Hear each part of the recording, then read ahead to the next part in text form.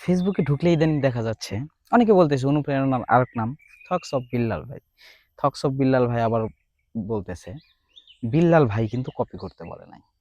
তো এখন বিল্লাল ভাইকে আমি বলতেছি যে আসলে এই বিল্লাল ভাই কপি করলে সমস্যাটা কি? এটা তো আপনার গর্ব হওয়া উচিত যে আপনাকে দেখে যুব সমাজ অনুপ্রেরিত হয়ে তারা ফেসবুক প্ল্যাটফর্মে কাজ করতেছে, তাদের বেকারত্ব দূর করতেছে।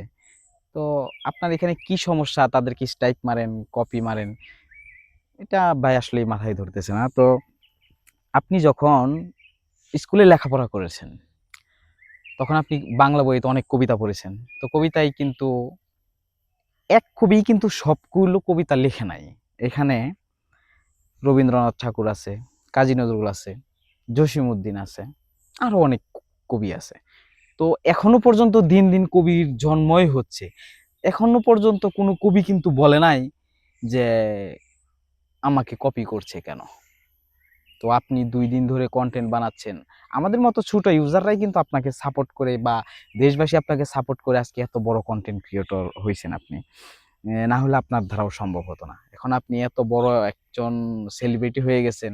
এজন্য আপনাকে কপি করলে এটা সবার জন্য সমস্যা হয়ে যাচ্ছে। আপনি এটাকে ব্যাড মাইন্ডে নিতেছেন।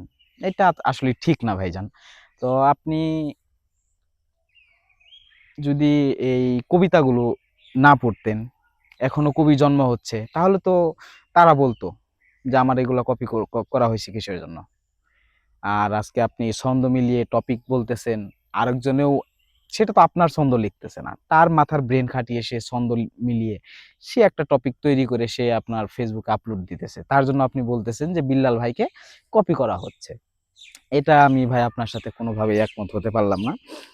আর আপনার সেলিব্রিটি হওয়ার পরে আপনার অহংকারটা অনেক বেড়ে গেছে দেখা যাচ্ছে। ভাই আসলে এই মানুষ যেরকম উঠাতে পারে সেরকম আবার নামাইয়েও দিতে পারে।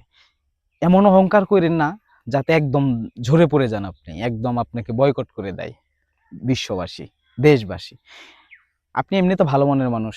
কনটেন্ট করছেন, সেখান থেকে টাকা ইনকাম হচ্ছে। এখান থেকে আপনি গরিব দুঃখীদের সাহায্য করতেছেন। এটা অনেক ভালো। এটা সত্যি কথা বলতে আমার নিজের মনে অনুপ্রেরণা জাগে যে আমি আসলে গরিব মানুষকে সাহায্য করি। কিন্তু আমার কাছে আসলেই ভাই ওই আমিও আপনার মতোই। আপনি আগে যেরকম ছিলেন হোটেল বয়, হয়তো আমি হোটেল বয় না, আমি ছোটখাটো একটা ব্যবসায়ী। তো আমার কাছে এত টাকা নাই যে আমি আসলে গরিব দুঃখীকে সাহায্য করব।